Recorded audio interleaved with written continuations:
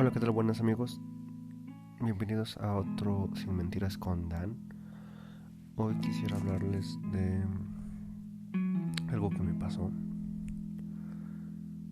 Es más que nada la separación. ¿Qué conlleva una separación, no? En base a, ahora sí que la experiencia que viví. Yo formé una familia con una chica. Tuvimos un hermoso niño. Y todo iba bien, ¿no? Pero poco a poco esto se fue convirtiendo en una tortura, cada vez las inseguridades, todo fue afectando la relación, ¿no? Y quiero creer que a lo mejor tanto sus errores, los míos, conllevaron a todo esto. Pero, o sea, es complicado el explicar todo porque es una historia ahora sí que muy larga. Se la estoy tratando de resumir lo más rápido. Porque, o sea, después de peleas por tonterías, porque ella quería estar con su familia más tiempo, porque ella no quería hacer nada en la casa. O sea, yo entiendo que las mujeres no son gatas de nadie ni nada, pero se supone que si te juntaste con alguien para hacer una vida juntos como pareja, pues vas a apoyar a tu pareja también, ¿no? Y obviamente no vas a dejar que la casa sea un cochinero, o donde estén viviendo, ya sea rentando, o en este caso muchas veces es con los padres de uno o de otro, porque te juntas demasiado joven, ¿no? Este es el caso de nosotros, que nos juntamos demasiado jóvenes. Yo iba a cumplir 19 años, me parece, si no mal me acuerdo. No, 18. Y ella iba a cumplir 17. O 18 ella y yo 19. No me acuerdo bien. El caso es que estábamos muy jóvenes para esto, ¿no? Y pues al inicio todo era amor, todo era ternura. Salíamos juntos, sí visitábamos a su familia los fines de semana. Pero ya después llegó un punto donde ya no salíamos de allá, de casa de su familia. Entonces no podíamos hacer una vida juntos porque ya, a pesar de que estaba junto conmigo y está embarazada, pues nos llegó el hecho de pelear por ese. Fue el primer punto de las discusiones, de que ella quería fuerzas, pues como que regresar con su familia, ¿no? Y para eso estábamos viviendo en casa de mis padres. No era tan complicado porque pues estábamos prácticamente casi independientes. El hecho es que a mí me molestaba que la parte donde ella y yo estábamos viviendo se estaba convirtiendo en un basurero, un cochinero de plano asqueroso. Yo no quería salir luego los fines de semana porque yo quería hacer qué hacer para que no estuviera tan asqueroso, porque yo estaba trabajando y pues ella nada más se quedaba en la casa y en las tardes iba a trabajar también ella, y yo en las mañanas cuando regresaba de trabajar cuidaba al niño. Pero pues la cosa se empezó a complicar porque todo el tiempo quería estar allá y no es algo bonito ver que donde vives se empieza a convertir en un cochinero, y menos que no te quieren ayudar para estar bien los dos, ¿no? Total, empezaron las discusiones. Ya luego no era nada más porque estuviéramos ella afuera, sino porque ella luego ya se ausentaba mucho tiempo. Ya no quería que la fuera a recoger al trabajo. O sea, eran cosas que te vas dando cuenta poco a poco, ¿no? De que pues de que algo está mal, ¿no?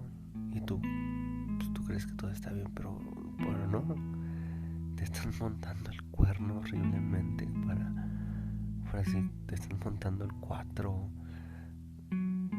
La pareja que tú creías que te amaba te está engañando, y pues no. ¿Y qué es más más fácil decidir para zafarte de algo que están haciendo, pues mentir, ¿no? Aventarle el chasco a la pareja diciéndole que también pues te está engañando. Y como a mí me pasó, yo le preguntaba qué pasaba, y luego ya descubrí que me engañaba y le dije, no, pues que tú me estás engañando, ya te encontré los mensajes. Y accidentalmente pues leí los mensajes porque se compró otro teléfono. Bueno, le ayudé a comprarse otro teléfono y dejó el viejo en la casa y empezaron a llegar notificaciones y notificaciones. Y estaba suena y suena y suena. Y digo, pues ya, total, lo abrí y repito los mensajes y todo. Fue cuando yo me di cuenta, ¿no?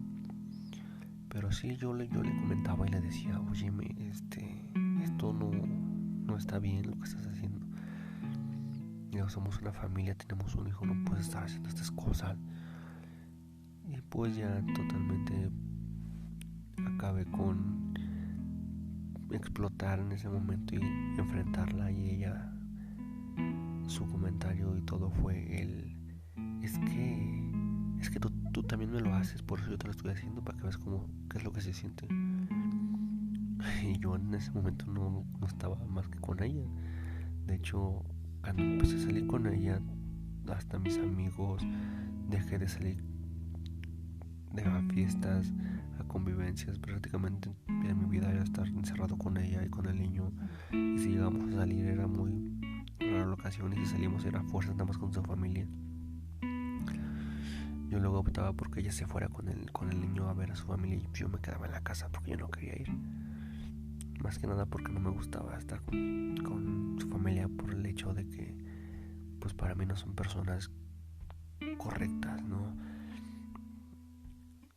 La forma de educar es muy diferente a como a mí me educaron. Yo sí tengo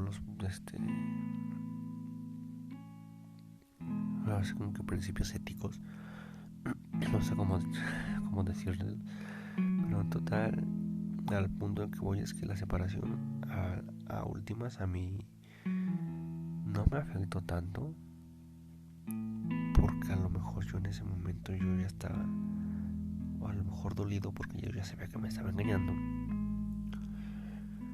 porque yo ya no, a pesar de eso, yo ya dejé de sentir amor y de quererla, y empecé a agarrar no odio ni rencor, no sé, es un sentimiento extraño, porque no lo considero como ni odio ni rencor, pero creo que sí está mal el hecho de que hagan eso, ¿no? O sea, si vas a estar con una pareja es para construir algo juntos. Ahora, si tú no está funcionando, no hagan cosas como el hecho de tener un niño. O sea, yo sé que un niño no es impedimento ni nada, pero es que el tener un hijo no nada más es lo tengo y ya. O sea, tú no sabes qué va a conllevar después de que tienes el niño y tú te separas, y al niño lo vas a traer como bolsa de juguete o de regalo para allá y para acá, de casa en casa. O sea, no, esa criatura no tiene la culpa de las acciones que uno toma, ¿no? Después de esto, pues le digo, yo no sufría mucho, ya se había ido, me dejó al niño a mí a cargo, porque ya no quería hacerse cargo, me había dicho que ya no tenía el tiempo, y tristemente lo que hizo fue dejármelo esa semana y decir, pues préstamelo los fines de semana. Y yo acepté, claro, le digo, pues vete, ok, te presto al niño, también eres su mamá y pues tienes derecho de ver al niño, vienes por él los fines de semana. En eso habíamos acordado. Fue uno de los golpes más bajos que me había dado, porque cuando llegó ese fin de semana que mi niño se fue con ella, vieran el tiempo, el dolor que viví, porque fueron 3 a 4 meses de separación de mi hijo, porque ya no me lo regresó. Se escondió, se ocultó, me negó al niño. Prácticamente todo ese tiempo no lo vi, y lo que hacía era llamarme por teléfono para restregármelo en la cara y que yo hablara con el niño por teléfono. Total, después de ese tiempo pues no me dejaba verlo, y pues me demandó la pensión alimenticia. Desgraciadamente esta persona es una de las personas para mí más bajas lo que ha hecho, porque a ella lo que le interesa es el dinero, no le interesa el bienestar del niño, porque ella siempre vio el dinero y como la manera de chingar a uno. Porque digo, o sea, ustedes se preguntarán por qué dices que le interesa el dinero. Digo, porque no, uno como madre, si tienes el corazón de madre, o en este caso como padre también, no vas a maltratar a tu hijo porque sabes que es tu sangre, es tu ser, es todo, ¿no? Es por la persona por la que vas a vivir de hoy en adelante y el resto de tu vida, porque vas a darte la vida, ¿no? Ella a mi niño me la maltrataba. Llegué a verlo con golpes, moretones horribles. O sea, fue una cosa de muy triste. Y yo se los cuento porque no quiero que pasen esto. Quiero que sepan que una separación, cuando ya estás junto con tu familia, con un niño, tienen que ver muy bien las cosas y arreglar las cosas bien. Y les voy a decir muy sinceros, una demanda no es cualquier cosa. Una demanda es pérdida de tiempo, pérdida de dinero, afectación tanto económica, emocionalmente, psicológica, de mil maneras, no tanto como uno como padre, sino también como el hijo. Al niño también lo afectan tanto. Y ahora una demanda no es cualquier cosa de que sacó 500 pesos y ya le paga el abogado. No, es de desembolsar una buena cantidad si vas a pagar un abogado externo a los juzgados. No vas a pagar poquito. Y ahora ten en cuenta que los abogados no hacen, o sea, ellos no toman la decisión de con quién se va a estar el niño, ¿okay? Y vas a gastar arriba de 40,000 pesos o 60,000 pesos para que una juez te diga que nada más vas a ver a tu hijo 2 veces por semana. O sea, ¿creen que eso está bien? Cuando ustedes como pareja, que a lo mejor si tuvieron sus errores, la han de haber, perdón por la palabra, la han de haber cagado, pero la culpa no la tiene el niño. Tienen que ver y arreglar ustedes, porque ese es dinero que van a invertir a lo puro güey, porque va a ser exactamente a eso, a lo puro güey, se lo pueden dar a su hijo, pueden comprarle ropa, juguetes, escolaridad, lo que ustedes gusten, pero va a ser para su hijo, para su bienestar. No la rieguen. Yo les comento y les practico esta anécdota porque la verdad fue algo que a mí hasta la fecha me impacta ver, ya a veces hasta acordarme de todo lo que viví en los juzgados. Fue horrible. Yo quisiera que esto no lo viviera nadie, porque la verdad no se lo deseo a nadie, ni siquiera a mi peor enemigo.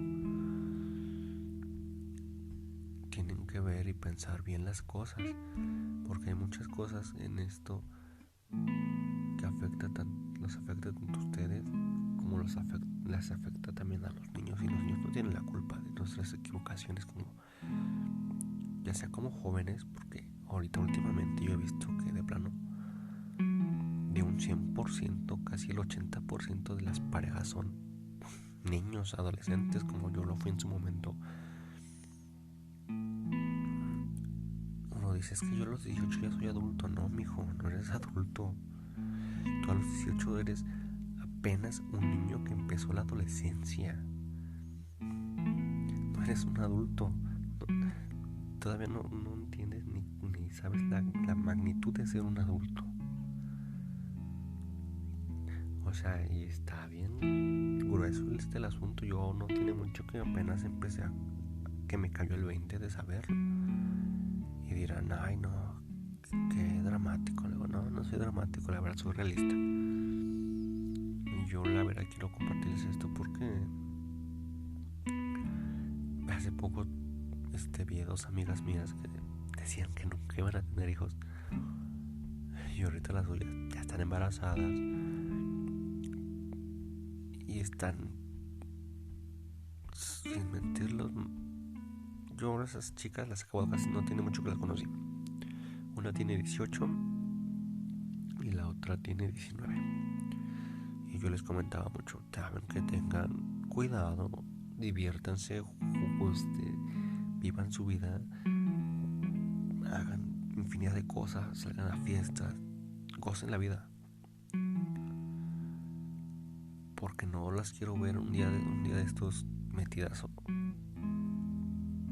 o ya sea peleando a sus hijos en los juzgados o abandonadas por el morro que las embarazó. Y dicho y hecho, mi amiga que tiene 18 está embarazada, sí, pero el vato no se hizo responsable. Y ella, muy valiente, aceptó el reto y dijo, voy a ser madre soltera. Dijo, eso, a él le dije, está muy bien, tienes todo mi apoyo. La otra chica sí está embarazada también, su pareja sí se hizo responsable, pero igual son unos niños, van a ser otra vez unos niños cuidando a otros niños. Y lo más chistoso es que la otra chica, la que sí tiene su pareja es todavía menor de edad, o sea, ni 18 años tiene. Creo que me había comentado que iba a cumplir 17 apenas.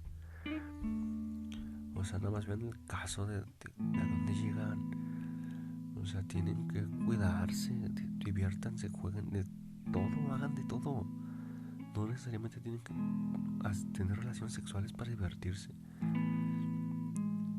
Cuando ustedes ya crean que tengan la madurez y todo lo que conlleva para poder tener un hijo, lo van a hacer. Pero no se adelanten al tiempo.